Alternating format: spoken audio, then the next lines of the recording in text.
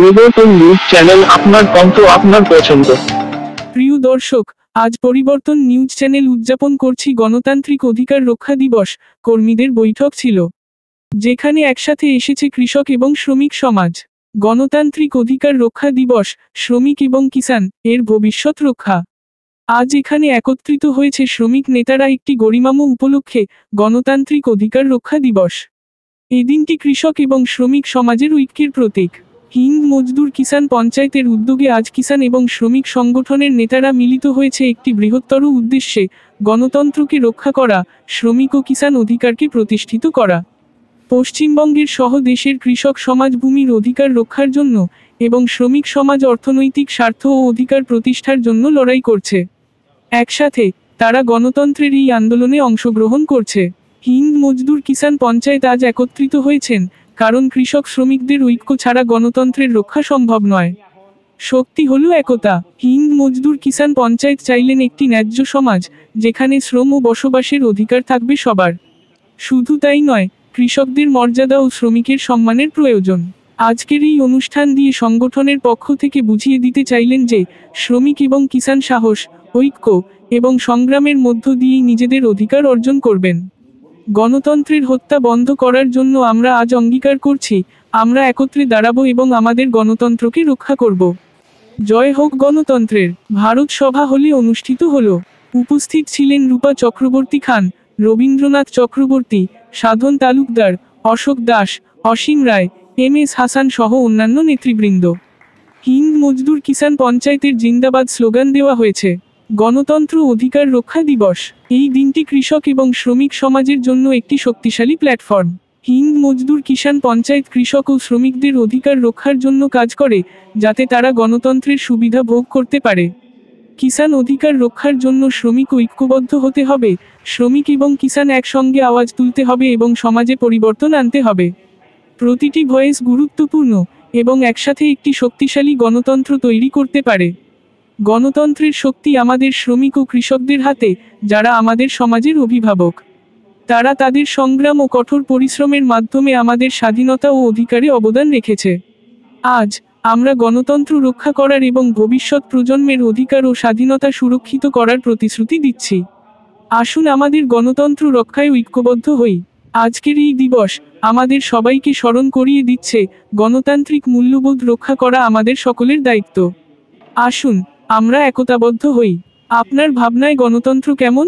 নিচের মন্তব্য বিভাগে আমাদের জানান। আপনার মতামত গণতন্ত্রের শক্তি। গণতন্ত্রই আমাদের শক্তি। গণতান্ত্রিক রক্ষা দিবসে আমাদের সাথে থাকুন এবং আমাদের প্রয়াসকে সমর্থন করুন। ধন্যবাদ। দেখার জন্য ধন্যবাদ। চ্যানেলটি সাবস্ক্রাইব করতে ভুলবেন না। সাধারণ সম্পাদক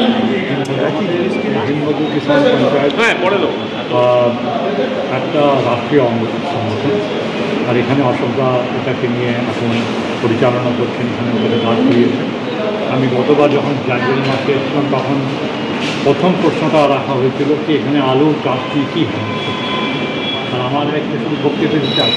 তাই আমরা চাই কি আলুর ব্যাপারটা, আলু আর পাট বললেন, এই দুটো জিনিস কিন্তু অনেক আমাদের দেশের বাংলা এই পশ্চিমবঙ্গে কিনতে হচ্ছে, যাকে বলবো একদম অনেক ইম্পর্টেন্ট ক্রপ, যেটা নিয়ে ওয়েস্ট বেঙ্গল গভর্নমেন্টের কোনো না কোনো রকমের কত ইনকাম হচ্ছে, কত ইনকাম না হচ্ছে, এই সব ব্যাপারে একটা গবেষণা করে একটা রিপোর্ট করে একটা পলিসি তৈরি করা হচ্ছে।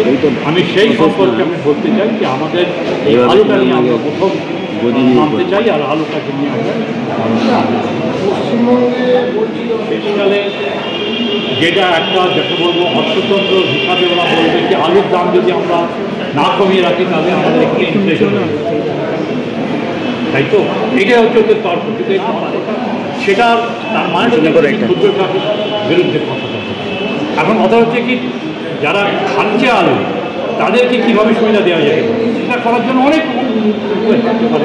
যেমনি বললেন উনি, রেশন করা যেতে পারে। রেশন রাষ্ট্রীয় সংগঠন শ্রমিক এবং কৃষকদের, আমাদের এখানে রাষ্ট্রীয় সাধারণ সম্পাদক অসীম রায় এখানে উপস্থিত আছেন, মাননীয় অতিথি এখানে সাধন তালুকদার মশাই শ্রমিক নেতা নিয়ে যিনি কাজকর্মে এসেছেন, সভাপতি অন্যতম নেতা এবং রাজ্য সভাপতি সকলে আছেন। আপনারা যেটা প্রশ্ন করেছেন, আজকের আমরা ব্যবস্থাগুলো ভেঙে দিয়েছিলেন ইন্দিরা গান্ধী, তার বিরুদ্ধে জয়প্রকাশ নারায়ণ যে আন্দোলন করেছিলেন, তার অন্যতম সাথী ছিলেন জর্জ ফার্নান্ডেজ, পশ্চিমবঙ্গে ফখরুল হোসেন আবামাই কিছু লোকগুলো থেকে আরম্ভ করে প্রকাশ চন্দ্রকে জানালেন, তারপর সমস্ত সাথীরা জানালেন। তার সঙ্গে সঙ্গে আর একটা, এটা দীর্ঘ এই 9ই জানুয়ারির পর থেকে আজ পর্যন্ত যে লাগাতার কিছু অংশ হলেও পশ্চিমবঙ্গ সরকার দিতে বাধ্য হয়েছে, লাগাতার 3 মাসের আমাদের আন্দোলন। তিনি হয়তো সরকার অন্য কথা বলতে পারে, সরকারের পক্ষে যারা অন্য কথা বলতে পারে, কিন্তু আমরা মনে করি এটা আমাদের আন্দোলনের সক্রিয়। দ্বিতীয় সমস্ত চিঠি তাদের মাধ্যমে যে আদান প্রদান হয়েছে, তার সবথেকে বড় আমাদের পাওনা হচ্ছে বিহারের মুখ্যমন্ত্রী নীতিশ কুমার বিস্তারিত পাঠিয়েছিলাম রাষ্ট্রীয় সাধারণ সম্পাদক অসীম রায় নেতৃত্বে 9ই জানুয়ারির রিপোর্ট। তার পরিপ্রেক্ষিতে পরবর্তীকালে আবার চিঠি পাঠিয়েছিলাম, তিনি তার সেইখান থেকে বিশ্লেষণ করে তিনি জানিয়েছেন এইগুলো কেন্দ্র সরকার এবং রাজ্য সরকারের বিষয়। সেখানে রাজ্য সরকারের বিশেষ করে পশ্চিমবঙ্গ সরকারকে যিনি চিঠি লিখেছেন সেই চিঠির কপি আপনাদের আমি দিয়েছি এবং আরও যারা পানি হোয়াটসঅ্যাপ আমি পাঠাতাম। এটা পশ্চিমবঙ্গ সরকার করছে। আমাদের দাবি আলু কেন্দ্র এবং রাজ্য সরকারের কাছে আলুর ন্যূনতম সহায়ক মূল্য নির্ধারণ করতে হবে অবিলম্বে, এবং সেটা কৃষি যে পণ্য উৎপাদন, আলু উৎপাদনের যে ব্যয়, সেই ব্যয় নিরূপণের মাধ্যমে এটা করতে হবে, কারণ খেয়াল গতিমতো করা চলবে। পরিযায়ী শ্রমিকদের নানান সমস্যা হচ্ছে ভারতবর্ষের বিভিন্ন জায়গায় কাজ করার জন্য, তাদের একটা পরিচয়পত্র কেন্দ্র সরকারের পশ্চিমবঙ্গের সেই সব পরিযায়ী শ্রমিকদের অসুবিধা হচ্ছে, নানান কারণে তারা প্রশাসনিকভাবে সেই রাজ্যে হেঁটে হচ্ছেন। সেই জন্য কেন্দ্র সরকারকে এই ব্যবস্থা নিতে হবে এবং কেন্দ্র সরকারকে পরিচয়পত্র দিতে হবে। তার সঙ্গে সঙ্গে আমরা জানিয়েছি যে বিভিন্ন আয়োগ তৈরি আছে, কিন্তু কৃষকদের জন্য কোনো আয়োগ নেই। কৃষকদের পরিবার এবং তাদের ছেলে মেয়েদের শিক্ষার জন্য, তাদের স্বাস্থ্যের জন্য, আর্থ সামাজিক উন্নয়নের জন্য কৃষি মানে যে পশ্চিমবঙ্গের বিভিন্ন জায়গায় হাতির উপদ্রব বা প্রাকৃতিক কারণে যে দুর্যোগ হচ্ছে, সেই দুর্যোগের ফলে কৃষকদের যে ক্ষতি হচ্ছে চাষের, সেই চাষের ক্ষতিপূরণ কেন্দ্র এবং রাজ্য সরকারে দিতে হবে। এই রকম দাবি এবং অন্যান্য যেসব দাবিগুলো আছে আপনাদের কাছে জানিয়েছি, আপনাদের লিফলেটের মাধ্যমে আমরা দিয়েছি। এই দাবির সমর্থনে আজকের এই সভা, এই 25শে জুনের সেই স্মরণ সভা, তার সঙ্গে সঙ্গে কৃষকদের দাবির সভা, সেই সঙ্গে সঙ্গে ধন্যবাদ বিনীতভাবে অনুরোধ করছি যে আপনাদের প্রচার মাধ্যমে যেন এগুলো মানুষের কাছে পৌঁছায়। হিন্দ মজদুর কিষাণ পঞ্চায়েত এই কাজগুলো করছে এবং আগামী দিনে পশ্চিমবঙ্গের প্রত্যেকটা জেলায় জেলায় ডিএম ডেপুটেশন, ছোট সভা বড় সভা থেকে আরম্ভ করে এবং উত্তরবঙ্গ এবং দক্ষিণবঙ্গে আবারও অসীম রায়জি আসবেন এবং বড় সভা হবে উত্তরবঙ্গ এবং দক্ষিণবঙ্গে। এই কৃষকদের নিয়ে এই আন্দোলন চলতে থাকবে, এইটাই আমাদের আজকের দাম। আমার নাম অশোক দাস, আমি হিন্দ মজদুর কিষাণ পঞ্চায়েত রাজ্য সমিতি। গণতন্ত্র ধ্বংসের দিন হিসাবে পরিগণিত হয়েছে। আজকে বিভিন্ন ট্রেড ইউনিয়ন আমরা এখানে মিলিত হয়েছি। অশোক দাসের আমন্ত্রণে ভারতীয় জনতা মজদুর ট্রেড ইউনিয়ন আমরা এটা বিশ্বাস করি যে পশ্চিমবঙ্গে কৃষি আন্দোলন, কৃষিদের নামে বিগত দিনের বামপন্থী সরকার এবং আজকের এই সরকার এদেরকে অবহেলিত অপ্রান্ত করে রেখেছে, এতে কোনো মূল্যায়ন দেয় না। আমরা সেইটি ভাবনা চিন্তা নিয়ে আজকে আমাদের দাবি রেখেছি যে সারা ভারতবর্ষে ট্রেড ইউনিয়নের সংবিধানে অনেক পরিবর্তন ঘটাতে হবে এবং মূল কৃষিজীবী এবং পরিযায়ী শ্রমিকদের তাদের আর্থিক উন্নয়ন এবং তাদের সামাজিক, তাদের পরিবার সব কিছু পরিচালিতভাবে এমন একটা প্যাকেজ তৈরি করতে হবে যে প্যাকেজে তারা সুখ শান্তি সমৃদ্ধি পায়। কিন্তু পশ্চিমবঙ্গ সরকার বর্তমানে কোনো পরিযায়ী বা কৃষক এদেরকে নিয়ে কোনো ব্যাপার নেই যে তারা সুখে শান্তিতে থাকবে, যার কারণে পশ্চিমবঙ্গের সব শ্রমিক বাইরে বিদেশ অন্য দেশে চলে গিয়ে কাজ করছে। তা আজকে আমাদের দাবি যে সম্পূর্ণভাবে বিশেষ করে কৃষিজীবী শ্রমিক এবং পারিপার্শ্বিক আরও যা শ্রমিক আছে তাদের একটা বৃহত্তর প্যাকেজ করা প্রয়োজন। কেননা যেভাবে সমাজের দ্রব্যমূল্য বৃদ্ধি পাচ্ছে তাতে করে বড়লোকরা, শ্রমিকরা, কর্মচারীরা তারা কিনতে পারছে না, তাদের মধ্যে আমি বামপন্থীদের এই প্রতারণা ওরা প্রতারণা করছে কৃষকদের নিয়ে। কেননা কৃষকদের নাম দিয়ে তারা যে উত্থান এসেছিল তাদেরকে তা সেইভাবে দেখেনি। সুতরাং ওই যে ধর্মঘট থেকে কিছু হবে না, তাদের আর্থিক সহায়তা পাওয়া যাওয়ার জন্য আন্দোলন করতে হবে। ধর্মঘট থেকে কী হবে? ধর্মঘটের দিন শেষ হয়ে গেছে, এখন তাদের আর্থিক উন্নয়ন কীভাবে হবে? কাগজ কলমে তার সরকারের সঙ্গে মুখ লাগিয়ে যিনি আন্দোলন করেন সেটি আবার ধর্মঘট থেকে গেলাম। ওরা প্রতারণা করে এসেছে সরকারি কৃষকদের সাথে। हिंद मजदूर किसान पंचायत राष्ट्रीय उपाध्याय नागपुर जिला महासचिव मेट्रो पार्क, जहां स्मॉल इंडस्ट्री सैकड़ों की संख्या में और मजदूरों से 12 घंटा ड्यूटी लेने के बाद उसकी मजदूरी 200 से 300 रुपये। इस मुहिम को मजदूरों का अत्याचार ना हो, शोषण नहीं हो। हमारे संगठन हिंद मजदूर किसान पंचायत के माध्यम से वहाँ के मजदूरों को बंधुआ मजदूरी से आज़ाद कराना, ये मेरा संकल्प है। अगर नहीं होता है तो वहाँ की जितनी भी स्मॉल इंडस्ट्री, छोटी छोटी फैक्ट्री है, उसको बंद कराने का काम हफ्ता दिन मुझे क्रांतिकारी आंदोलन भी करना पड़े, तो इसके लिए मुझे पीछे नहीं।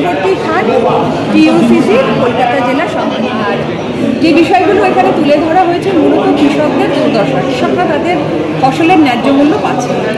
এই ফসলের ন্যায্য মূল্য পাচ্ছে না, এটা তো আজকে নতুন ইস্যু না, এটা বহুদিন ধরেই চলছে। এবং কেন পাচ্ছে না এই বিষয়টা নিয়ে চর্চা করার জন্য ট্রেড ইউনিয়নদের যারা আমরা রয়েছি, আমাদের মনে হয় আগে নিজেদের মধ্যে আমাদের আলোচনা করে গ্রাউন্ড লেভেলে ছোট কৃষক প্রচুর পরিমাণে রয়েছে।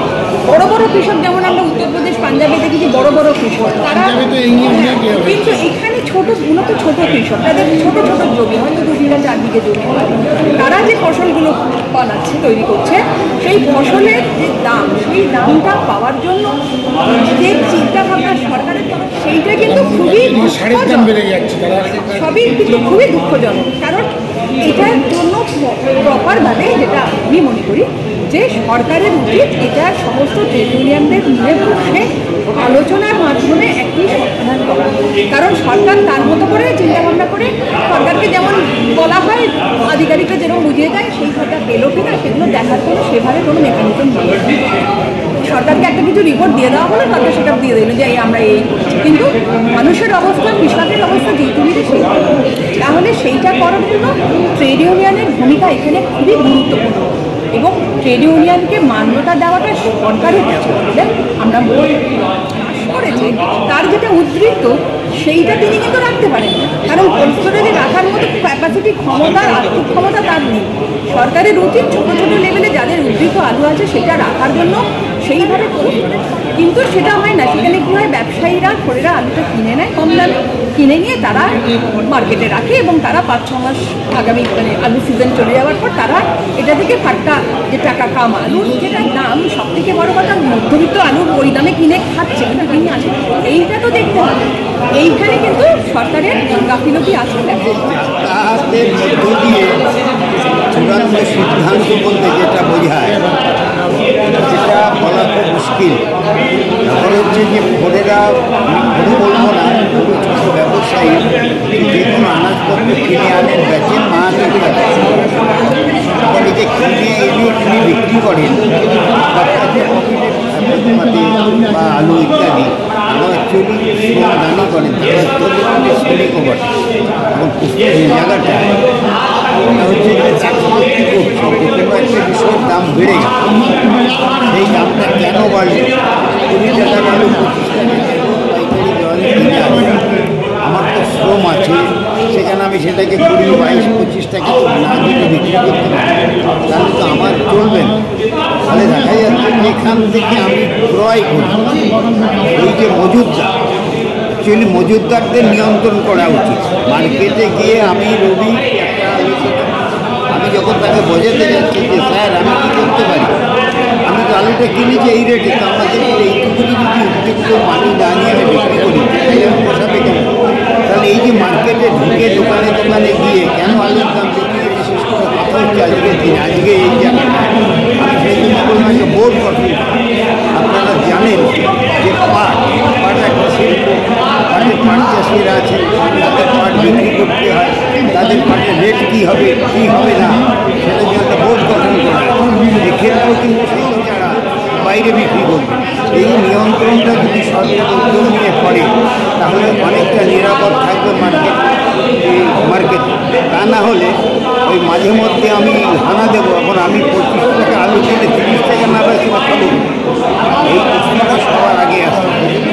আলুর দাম বেড়েছে, লঙ্কার দাম বেড়েছে, আমি অপারেশনে নেমেছি, এটা এক ধরনের শো করা হচ্ছে। কিন্তু যে জায়গাটাকে যে জায়গাটার মূল সমস্যা, সেখানে কিন্তু বড় বড় ব্যবসায়ী থাকায় সরকার পক্ষে যারাই আছেন কেন্দ্র রাজ্য, তাদেরকে তো সেখানে বলাও খুব মুশকিল। সেই জন্যই নিয়ন্ত্রণ সরকারকে যদি করতে না পারে, শুধু গিয়ে ছোটো ছোটো কারবারিদের গিয়ে ধমকালে চমকালে সমস্যা মিটবে। আপনার নাম? আমার নাম রবীন্দ্রনাথ চক্রবর্তী, আমি রাজ্য কমিটির সভাপতি। আমি बांग्लादेश यहाँ आके थोड़ा ज्ञान हो रहा है। जब कॉलेज में थे तो राजीव गांधी को हराया था जो इसी टाइप का अटल बिहारी वाजपेयी थे और बीजेपी के जितने लोग सब मिला के, तो हम लोग कॉलेज में थे तो জল ফার্নান্ডেজ সাহেব সারা ভারতবর্ষের সবচেয়ে বড় জল ফার্নান্ডেজ আপনারা জানেন করোনার সময় যেগুলি ট্রেন রেল স্ট্রাইক করে দিয়েছিলেন 72 ডেজ রেল স্ট্রাইক করে রেল কমিটি তখন যে স্যালারি ছিল সেই স্যালারি দেখাতে আমাকে সেই স্যালারি তাকে দিতে হয়। সেখানে কোনো বই এত পরিশ্রম তারা গিয়ে বলছে, কিন্তু শ্রমিকদের কোনো গিয়ে বলে কিছু নেই, কিন্তু তাদের ক্ষেত্রে গিয়ে মারতে পারে, টাকা মারতে পারে, কিন্তু শ্রমিকদের জন্য কোনো কিছু পারে না। সেই গিয়ে জিনিস খরিদ করে একটা শ্রমিককে কিন্তু সেই মূল্য দিয়ে খরিদ করতে হয়। আমাদের একটা জিনিস ভাবতে হবে, সারা ভারতবর্ষে অনেক কিছু সংবিধান পাল্টেছে, শ্রমিকদের সংখ্যা হয়ে যায়, রাজনীতি হয়ে যায়। কেন রাজনীতি হয়েছে দিয়ে সেখানে তাকে এন্ট্রি করতে হয়, এটি শেষ কথা। এই রাজনৈতিক দলের কাউকে শরীর করিয়ে আরো সংবিধানিকভাবে পালন দরকার। সারা ভারতবর্ষে শিক্ষা যাতে সমতা সবাই পায় সেটা কোনো দৃষ্টান্ত হয়ে সমস্ত তাকে সেই পর্যাপ্ত করা আমাদের আসল প্রয়োজন।